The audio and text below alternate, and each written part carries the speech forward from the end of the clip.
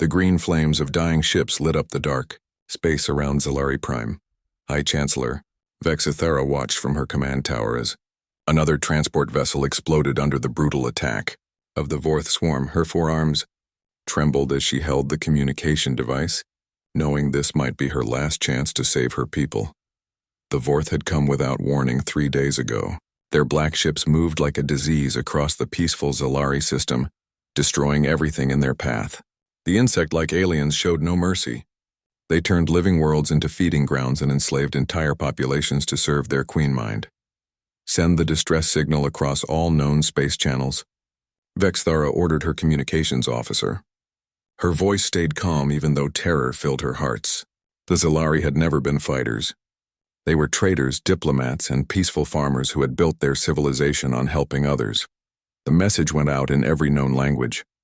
It carried the pain of a dying species and the desperate hope that someone would answer.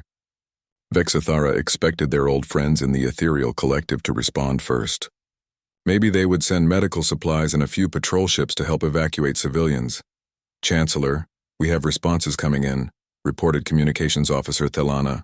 Her plant-like features showed worry as data flowed across her screens. The Ethereal Collective says they will send aid ships in 2 weeks. The Crystal Federation offers to take refugees but cannot send military help. 2 weeks. The Zalari would be extinct in 2 days if the Vorth kept attacking at this rate. Vexithara closed her eyes and felt the weight of billions of lives depending on her next decision. Any other responses? She asked. One more signal, Chancellor. It is on strange. The signature shows it comes from the restricted sector near the Galactic Rim. The source identifies itself as the Terran Colonial Defense Force. Vexithara felt her blood turn cold. Every civilized species knew about the humans and their death world called Earth. They were the monsters that lived in the dark corner of the galaxy. Most governments had strict rules about contact with them. The few diplomats who had met humans came back with stories that gave people nightmares. What does their message say? Vexthara asked. Thelana looked confused as she read the simple text. Message received. Help is coming. Estimate arrival in 18 hours. Hold your positions. 18 hours? That is impossible. Earth is 3 sectors away. No ship can travel that fast. Before anyone could answer, the space around Zalari Prime began to change. Reality seemed to bend and twist as massive energy signatures appeared on their sensors. The Vorth ships stopped their attack and turned toward the strange readings. Chancellor, something is happening at Grid 77 Alpha, called the sensor operator. We are reading massive hyperspace distortions. Multiple contacts incoming. The viewing screen filled with light as space tore open like fabric. What emerged made every being on the command deck step backward in fear. Ships poured through the hyperspace gateway like metal beasts awakening from sleep. These were not the clean, curved vessels of civilized species. These ships looked like weapons that someone had built engines onto. The largest ship was bigger than a Zalari city. Its dark hull bristled with weapon systems that their computers could not identify. Smaller ships swarmed around it like angry insects, moving in patterns that hurt to watch. Everything about the human fleet screamed danger. By the ancient roots, whispered Thelana. How many ships are there? Sensors count over 200 vessels, with more still coming through the gateway, the operator replied. His voice shook with disbelief. The energy readings, Chancellor. Their smallest ship puts out more power than our largest battleship. The Vorth swarm had stopped their attack completely now. Their ships formed defensive patterns as they faced this new threat. Even the mindless drones seemed to sense that something terrible had arrived. A new voice came over the communication channels. It spoke in perfect Zalari, though the accent was strange and cold. This is Admiral Sarah Chen of the Terran Defense Fleet. We received your distress call, Chancellor Vexithera. We are here to help. Help. The word sounded different when a human said it. Vexithara had heard stories about human help. They helped by burning entire pirate fleets to ash. They helped by hunting down slave traders across 3 sectors. When humans helped, nothing remained of the problem. Admiral Chen, Vexithara replied carefully. We are grateful for your response, but perhaps you should know what you face. The Vorth swarm has over 1,000 ships in this system. They have conquered dozens of worlds. Maybe it would be better if you evacuated our survivors instead of fighting. The human's laugh came through the speakers like breaking glass. Chancellor, we did not come here to run away. We came because someone was hurting peaceful people. The Vorth swarm's reputation precedes them. On the tactical display, the human fleet began to move. They did not charge forward like brave warriors. They did not spread out for defense like smart commanders. Instead, they moved like hunters who had found prey. The ships flowed through space in patterns that seemed random but felt deeply threatening. All Zalari vessels, move to safe distance, Admiral Chen ordered. This is going to get messy. The Vorth Queen Mind finally responded to the human presence. Her voice came like acid through the communication channels, speaking in the trade language that most species understood. Unknown ships, you face the Vorth swarm. We are the devourers of worlds. We are the darkness between stars. Leave now or feed our children with your flesh. Admiral Chen's response was quick and sharp. This is Admiral Chen to all Vorth vessels. You have attacked a peaceful species that requested our protection. You have exactly one chance to surrender and withdraw from this system. This offer expires in 60 seconds. The Vorth Queen Mind's laughter sounded like breaking bones. Foolish Deathworlders. You bring 200 ships against our 1,000. Your mathematics are poor. 59 seconds, Admiral Chen replied calmly. Vexthera watched the countdown timer appear on every screen. The human fleet continued its strange movements, neither advancing nor retreating. They simply waited like patient predators. 30 seconds. The Vorth began to move their ships into attack formation. Their bioships pulsed with sickly light as they charged their weapons. 10 seconds. Chancellor, whispered Thelana, should we try to help them? Vexithara looked at the display showing 200 human ships facing 1,000 Vorth vessels. Logic said the humans were about to die horribly. But something in Admiral Chen's voice suggested that the humans knew exactly what they were doing. Time's up, Admiral Chen announced. The human fleet opened fire. Space turned into a storm of light and death. But it was not what anyone expected. The humans did not fire randomly or charge into battle. They moved like a single living creature with 200 deadly parts. Their weapons reached across impossible distances to strike with precision that defied belief. The first wave of Vorth ships simply stopped existing. By all the growing worlds, breathed Vexthera. What are they? On her screen, she watched the humans begin their work. And for the first time since the Vorth arrived, she began to hope that her people might survive. The Deathworlders had come to help, and the galaxy was about to learn what that really meant. The Vorth swarm learned about human warfare in the first 30 seconds of contact. Their front line of bioships, creatures bred for war and fed on the flesh of conquered worlds, met the human weapons and discovered that evolution had not prepared them for this. Admiral Sarah Chen watched from the bridge of the dreadnought Unconquered as her fleet tore through the Vorth advance. The tactical display showed red dots disappearing one by one, each representing a ship the size of a city block. The humans were outnumbered 5-1, but numbers meant nothing when you understood your enemy better than they understood themselves. Ma'am, the Vorth are trying to form a defensive sphere around the 4th planet, reported Lieutenant Commander Jackson. Should we pursue? Negative. Let them think they can hide. Chen studied the battle map with the eyes of someone who had spent 30 years learning how to kill things efficiently. Deploy hunter-killer groups Alpha through Delta. I want them to think we're dividing our forces. The Zalari watched from their observation posts as human ships broke away from the main fleet in small groups. To most species, this looked like a mistake. Dividing your forces when outnumbered was basic military stupidity. But High Chancellor Vexithera was beginning to understand that humans did not think like other species. Each hunter group contained 6 ships that moved together like parts of a single mind. They did not attack the Vorth defensive positions directly. Instead, they began to circle at impossible speeds, firing precise shots that disabled specific systems on the bioships. They are not trying to destroy the Vorth ships, observed Communications Officer Thelana. They are making them helpless. Vexithara nodded as she watched the human tactics unfold. The Vorth bioships began to drift without power, their weapons offline but their crews still alive. It was more terrifying than simple destruction because it showed how completely the humans controlled the battle. The Vorth Queen Mind's voice came through the channels again, but this time it carried uncertainty instead of arrogance. Deathworlders, your tricks will not save you. We have reserves. We have numbers. We will drown you in our children's blood. Admiral Chen's response came immediately. This is your second chance to surrender.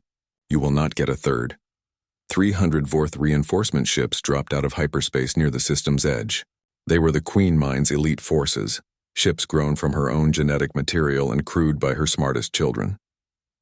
These were not the mindless drones that had attacked the Zalari civilians. The human fleet turned to face the new threat. For the first time, they seemed to be in real danger. The Vorth elite ships were larger and more heavily armed than anything they had faced so far. All human vessels. This is Admiral Chen. Execute Protocol 7. The Zalari sensors recorded what happened next, but their computers could not explain it. The human ships stopped moving like individual vessels and began to flow like liquid metal. They formed complex patterns that shifted and changed faster than any organic mind could follow. The Vorth elite ships opened fire with bioweapons that could melt through any known armor. Streams of acid and clouds of flesh-eating spores filled the space between the fleets. Any normal ship caught in that storm would dissolve in seconds. The human ships flew through it like it was empty space. "How are they doing that?" demanded Vexthera. Her science officer, a thin being covered in sensor spines, studied the readings with growing amazement. "Chancellor, the human ships are not avoiding the bioweapons. They are absorbing them. Their hulls seem to be designed specifically to neutralize Vorth attack methods. This was impossible. The Vorth swarm was ancient, older than most galactic civilizations. Their bioweapons had evolved over millions of years to destroy any form of life or technology. No species had ever developed effective defenses against them. But the humans had not just developed defenses. They had built their ships to turn Vorth weapons into fuel for their own systems. The bioacid that should have melted their hulls instead powered their shields.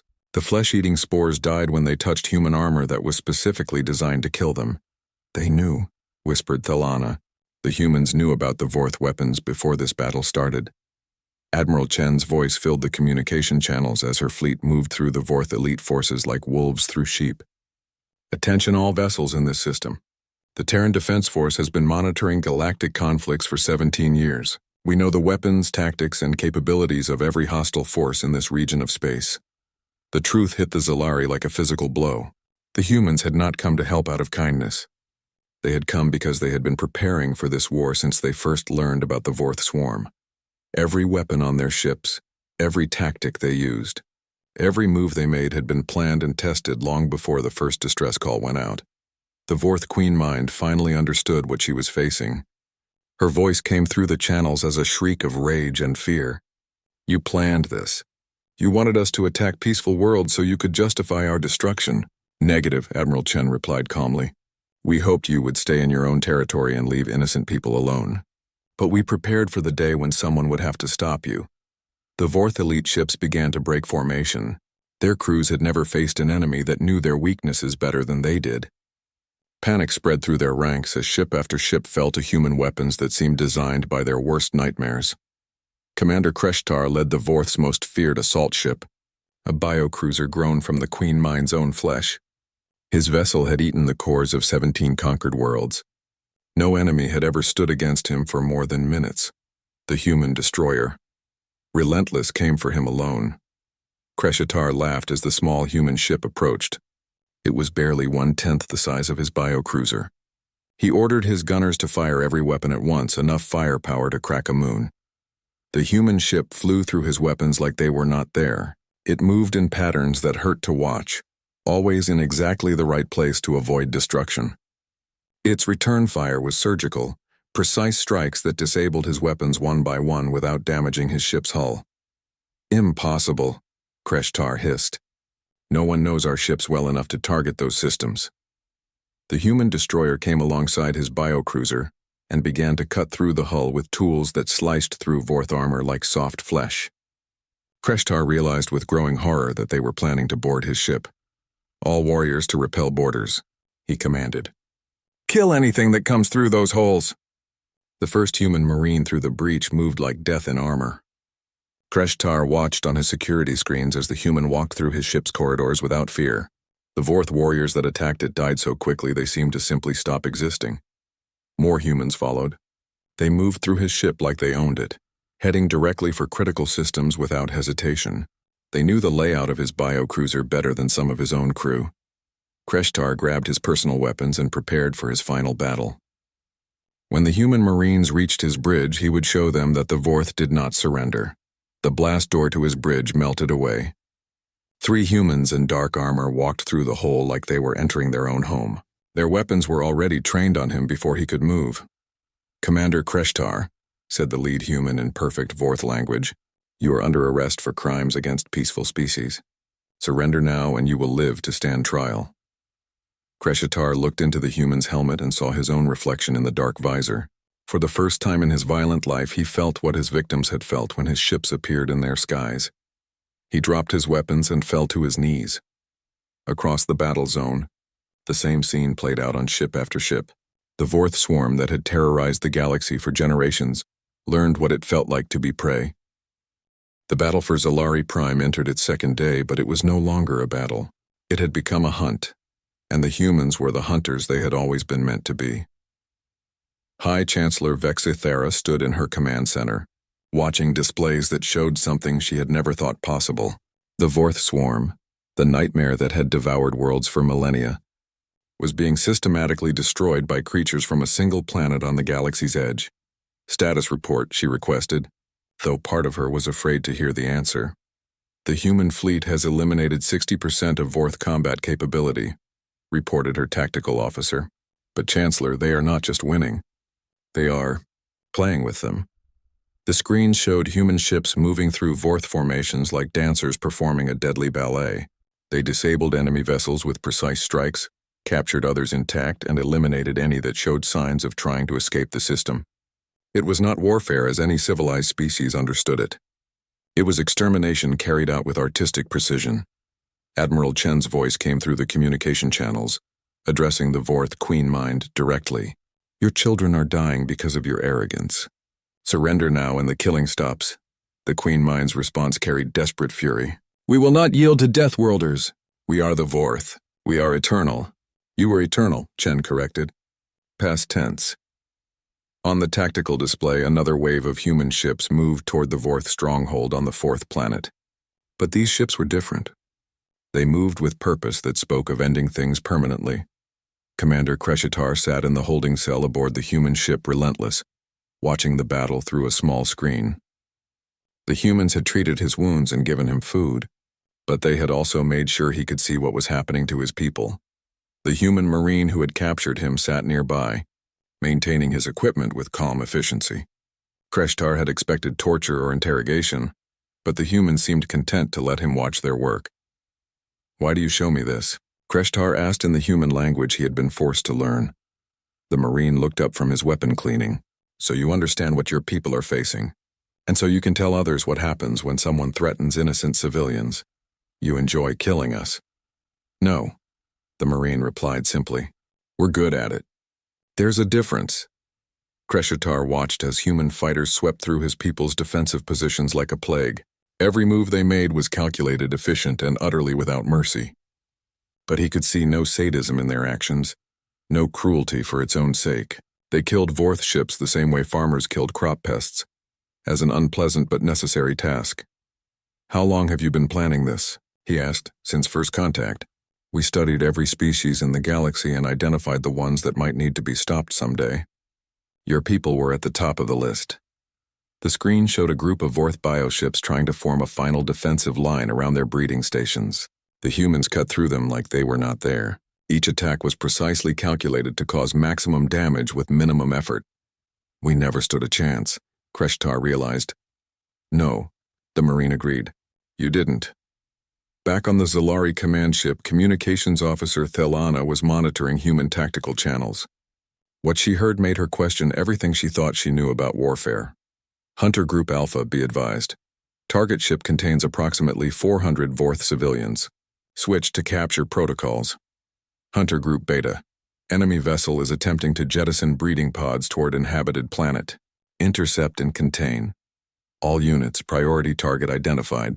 Vorth command ship attempting to broadcast surrender terms to other systems. We cannot allow word of our capabilities to spread before other threats are neutralized." The humans were not just fighting a battle. They were managing information, protecting civilians, and preventing the Vorth from warning other hostile species about human military capabilities. They fought with a level of strategic thinking that encompassed the entire galaxy. They are thinking 10 moves ahead. Vexithara whispered to herself. Her science officer nodded grimly. Chancellor, I have been analyzing their tactical patterns.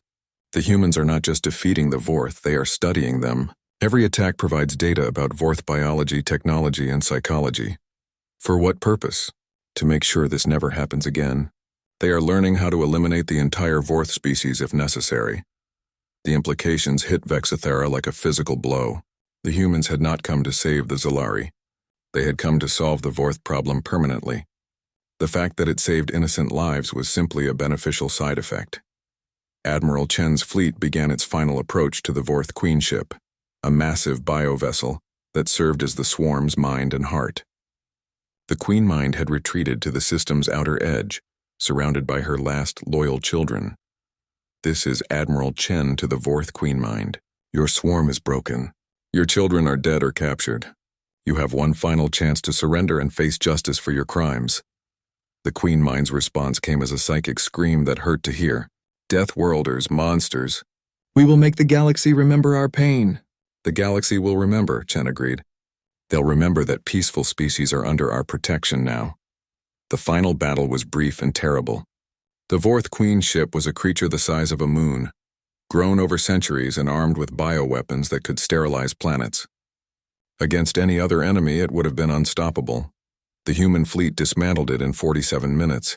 They did not use overwhelming firepower or clever tactics.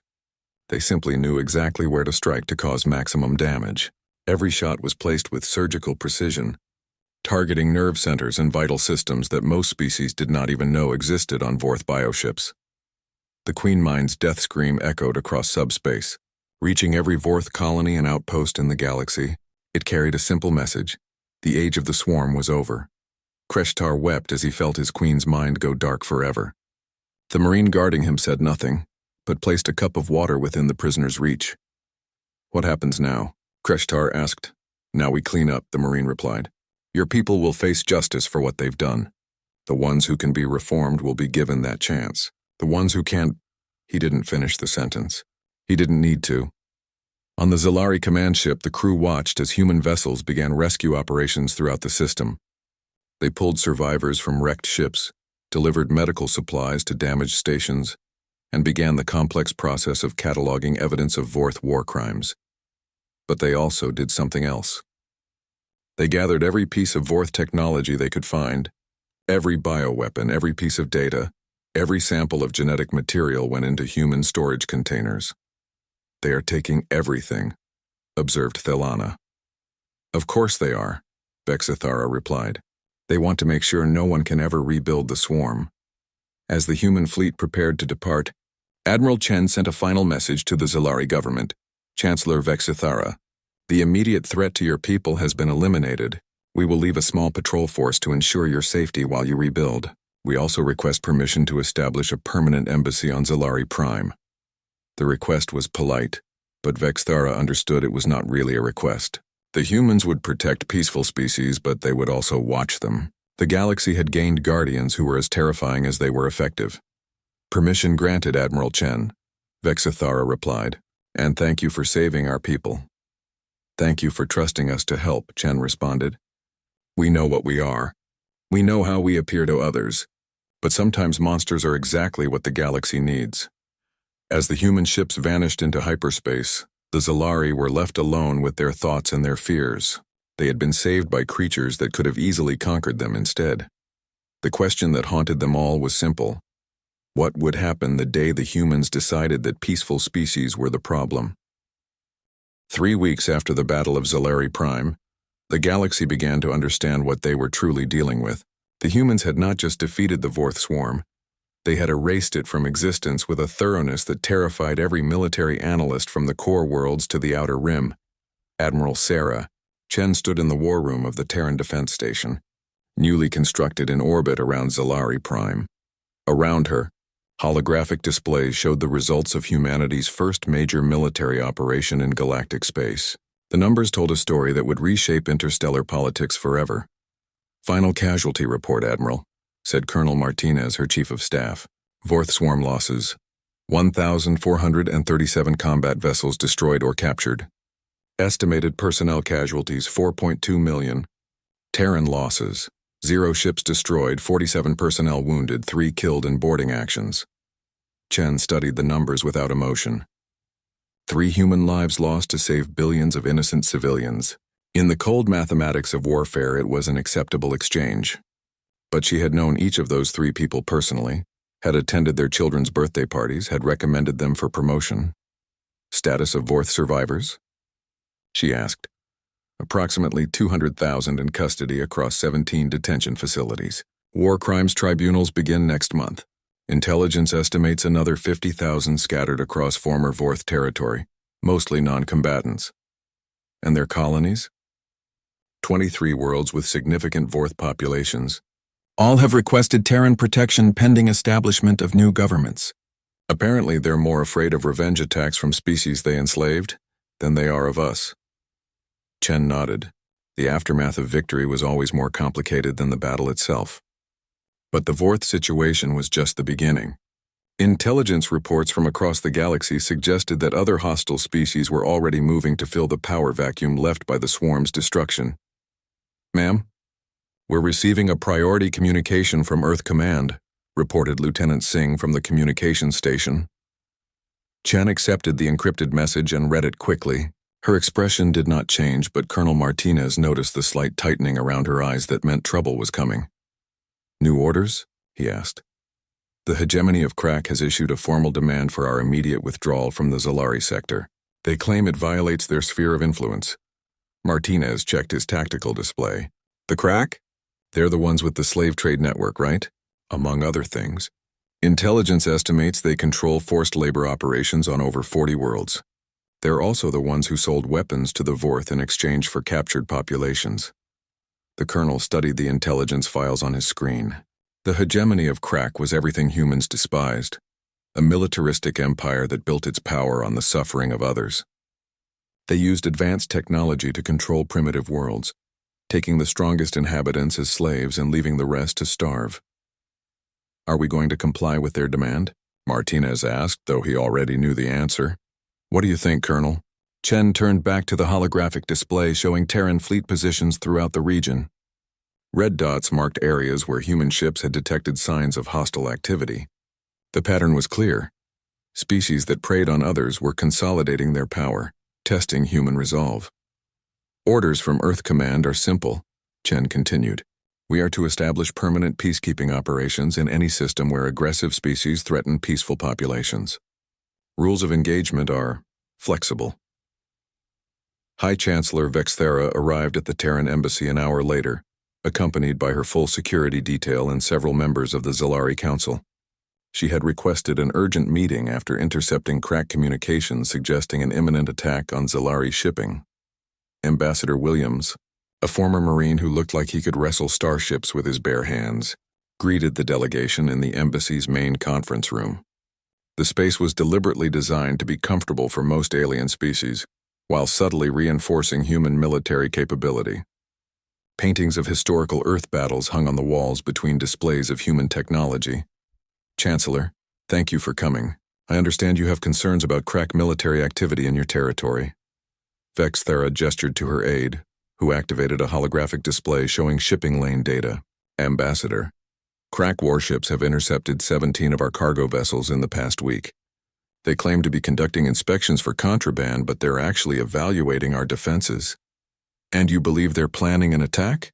"Our intelligence network has detected troop movements on Crack border worlds. They have assembled a fleet of over 600 vessels near the threshold system. Ambassador Williams, my people are still recovering from the Vorth attack.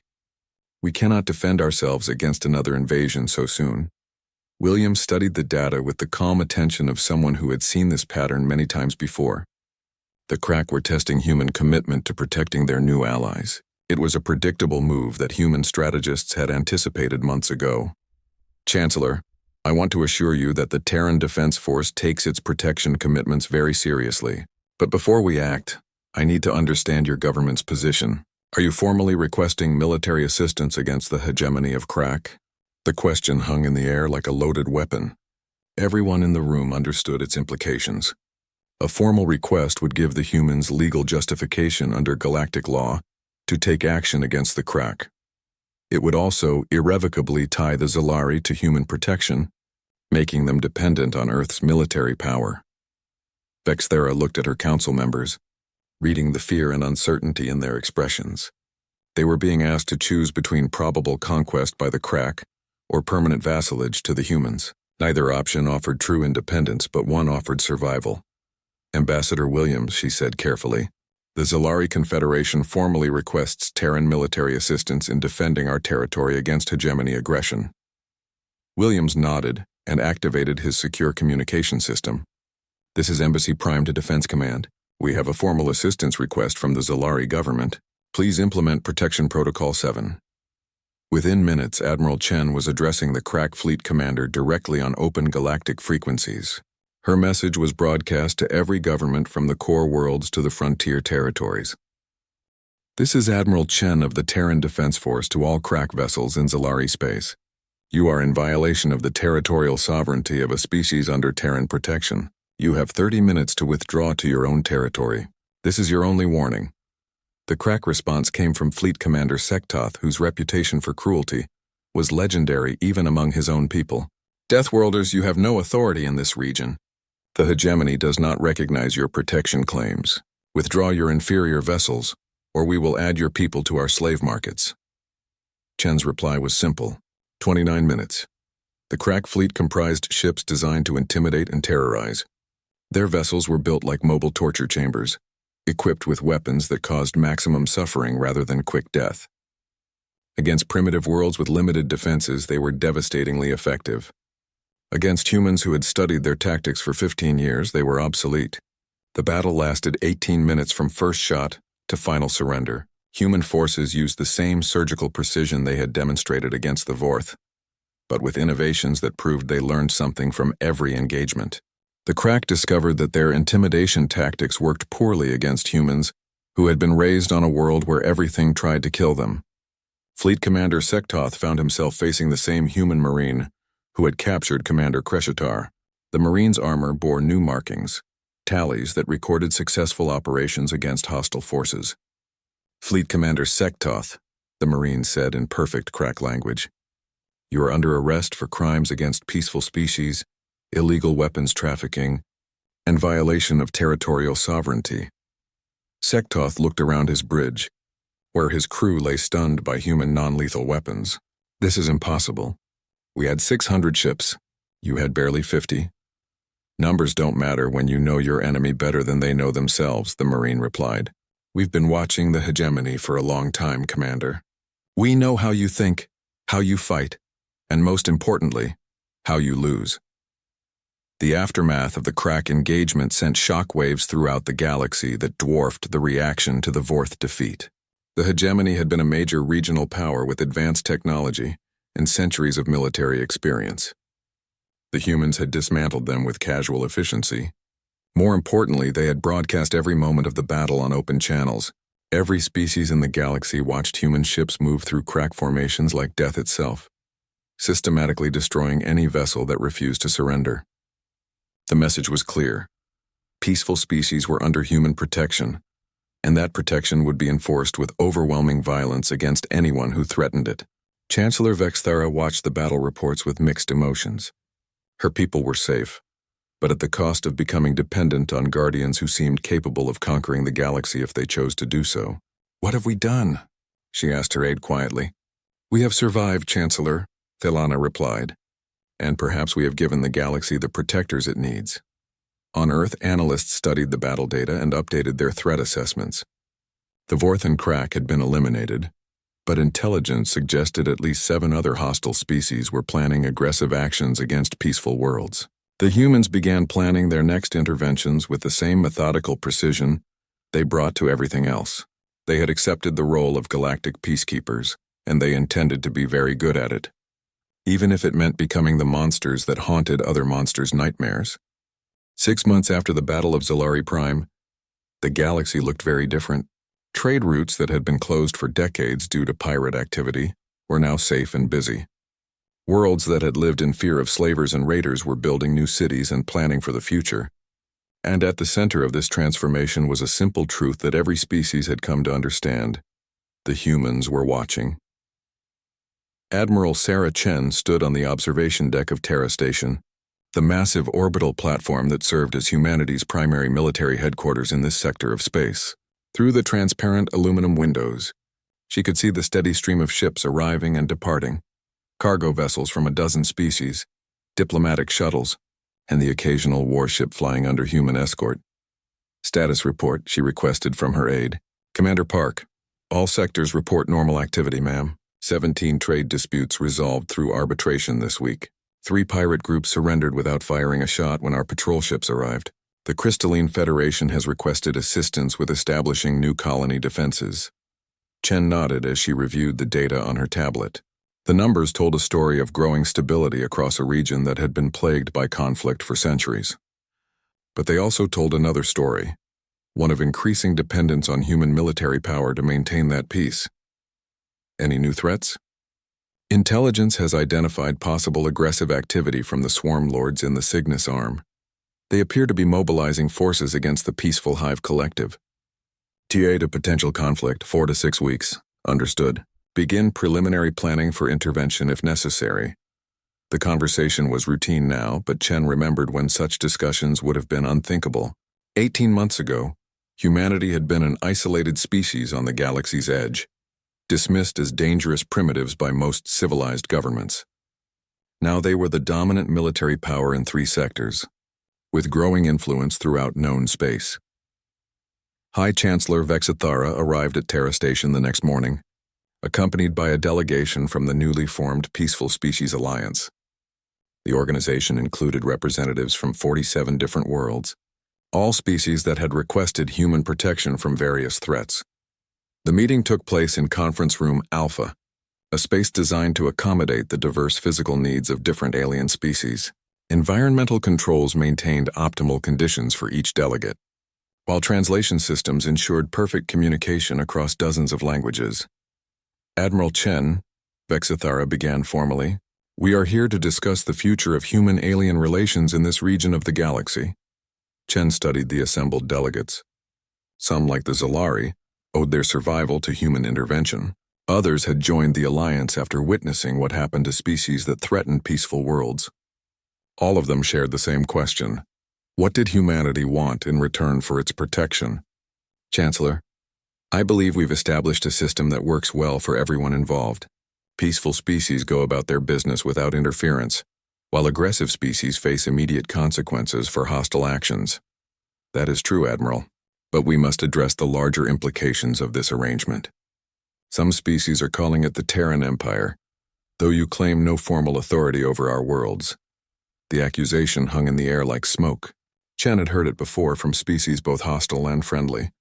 Humanity's growing influence inevitably led to comparisons with historical galactic empires that had conquered and enslaved other worlds. Chancellor, let me be clear about something. Earth has no interest in ruling other species or claiming their territories. We simply cannot tolerate aggressive species that prey on peaceful populations. But you have established permanent military bases in our systems. Your ships patrol our space. Your courts try criminals from our worlds. How is this different from conquest? Chen walked to the conference room's main display and activated a holographic map of the local galactic region. Red zones marked areas where human military forces maintained active patrols. Blue zones showed peaceful species under protection. Gray areas indicated hostile territories that had been neutralized. The difference, Chancellor, is choice. Any species in this room is free to request our withdrawal at any time. We will comply immediately, though we will also cease providing protection from hostile forces. The delegates exchanged glances. Several species had considered making exactly that request, but intelligence reports about activities in unprotected regions made them reconsider. The galaxy was a dangerous place, and human protection came with fewer strings attached than most alternatives. Representative Koltar of the Silicon Collective raised one of his crystalline appendages. Admiral, what happens when humanity decides that peaceful species are not peaceful enough? What happens when you determine that our internal conflicts require your intervention? It was the question everyone had been afraid to ask directly. Chen had expected it would come up eventually. Representative Koltar, we monitor internal conflicts within protected species for signs of genocide or large-scale oppression. If such activities are detected, we will intervene to protect civilian populations. Beyond that, internal governance remains entirely under local control. And who decides what constitutes genocide or oppression? Human courts? Human judges? Mixed tribunals with representatives from multiple species, including the accused population. We learned long ago that justice requires input from those who understand local conditions and cultures. The answer seemed to satisfy some delegates, but Chen could see that deeper concerns remained. Humanity had become the galaxy's police force through a combination of superior military capability and genuine desire to protect innocent populations. But police forces could become oppressive if they grew too powerful or lost sight of their original mission. Commander Park entered the conference room and whispered something in Chen's ear. The Admiral's expression hardened slightly as she absorbed the information.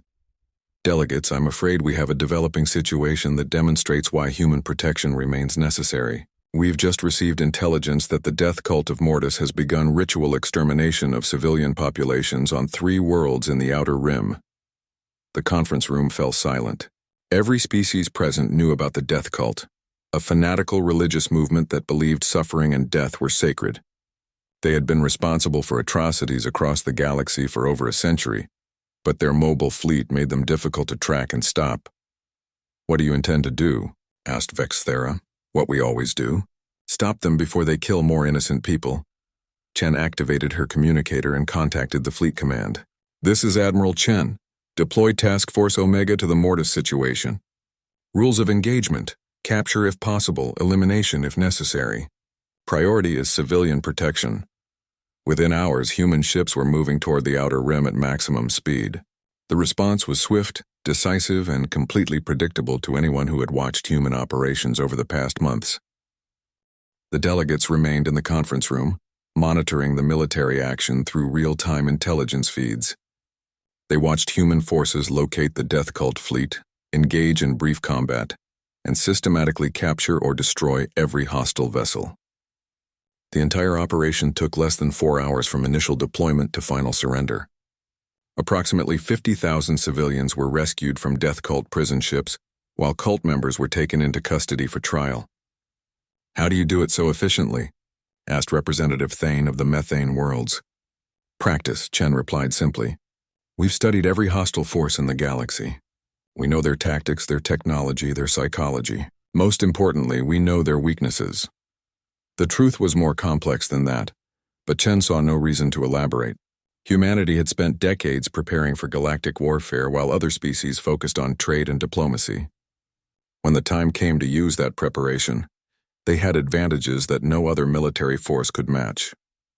Admiral, Vexithara said quietly, my people have a question that we have been afraid to ask. Go ahead. What happens if humanity itself becomes corrupted? What happens if your own government decides that conquest is preferable to protection?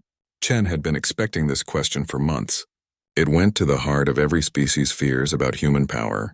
Chancellor, I won't lie to you. That possibility exists. Any species with sufficient military power could theoretically choose conquest over protection. But I can tell you this. Earth's government was built by people who had seen what happens when power corrupts those who wield it. We have systems in place to prevent that corruption. What kind of systems? Multiple civilian oversight committees, mandatory rotation of military commands, and most importantly, a military culture that sees protection of innocent life as its highest duty. Every human officer takes an oath to defend peaceful species against all threats, including threats from our own government if necessary. The delegates absorbed this information with varying degrees of skepticism. Promises were easy to make and difficult to keep, especially when they involved limiting one's own power. There is one more thing, Chen continued. Humanity is not the only species with advanced military capability. We simply chose to use ours for protection rather than conquest. If other species developed similar capabilities and similar values, we would welcome them as partners in maintaining galactic peace. Representative Koltar's crystalline features shifted in what might have been surprise.